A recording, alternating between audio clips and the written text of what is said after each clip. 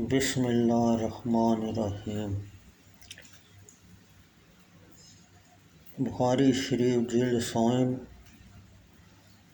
باب نمبر 444، حدیث نمبر 714، جادو کے بیان میں۔ ابو اسامہ حماد بن اسامہ نے شام سے، انہوں نے اپنے والد عروہ بن زبیر سے، انہوں نے ام المومنین حضرت عائشہ رضی اللہ تعالیٰ عنہ سے روایت کی،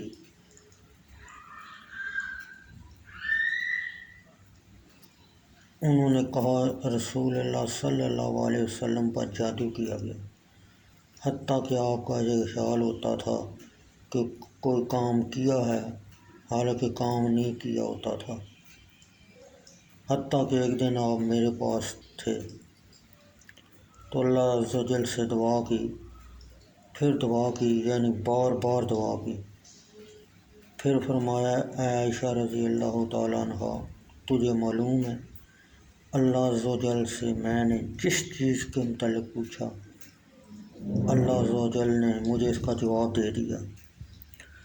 ام المومنین حضرت عائشہ رضی اللہ تعالیٰ عنہ نے کہا، میں نے کہا یا رسول اللہ صلی اللہ علیہ وسلم یہ کیا ہے؟ آپ نے فرمایا میرے پاس دو شخص آئے، ان میں سے ایک میرے سر کے پاس بیٹھ گیا، دوسرا میرے پاؤں کے پاس۔ پھر ان میں سے ایک نے اپنے ساتھی سے کہا مرد نبی اکرم صلی اللہ علیہ وسلم کو کیا بیماری ہے؟ دوسرے نے کہا اس پر جادو کیا گیا۔ پہلے شخص نے کہا کس نے اس پر جادو کیا؟ دوسرے شخص نے جواب دیا بنی زریق میں اسے لبید بن عاصم یہودی نے۔ پہلے شخص نے کہا یہ جادو کس چیز سے کیا گیا ہے؟ دوسرے شخص نے جواب دیا کنگھی اور کنگھی سے جھڑنے والے بالوں اور کھجور کے شگوفہ کے پردہ میں۔ پہلے شخص نے کہا وہ کہاں ہے؟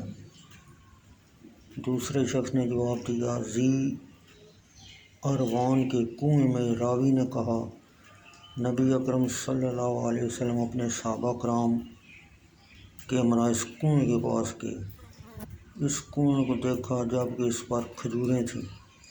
پھر آپ صلی اللہ علیہ وسلم نے ام المومنین حضرت عائشہ کے پاس واپس تشریف لائی تو آپ نے فرمایا باخدا گویا کہ اس کا پانی سرخ رنگ کا ہے جیسے کہ اس میں مہندی بھگوئی گئی، اور گویا کہ اس کی کھجوریں شیطان کے سار ہیں۔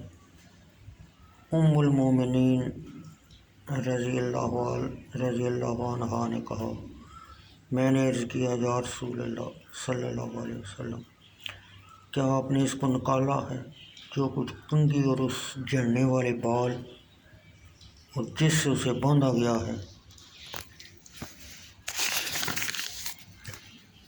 آپ نے فرمایا نہیں، بہرحال اللہ عز و جل نے مجھے صحت و شفا عطا فرمائی، مجھے اندیشہ تھا کہ میں اس سے لوگوں میں شر پھیلاؤں گا، اور اسے بند کرنے کو حکم دیا۔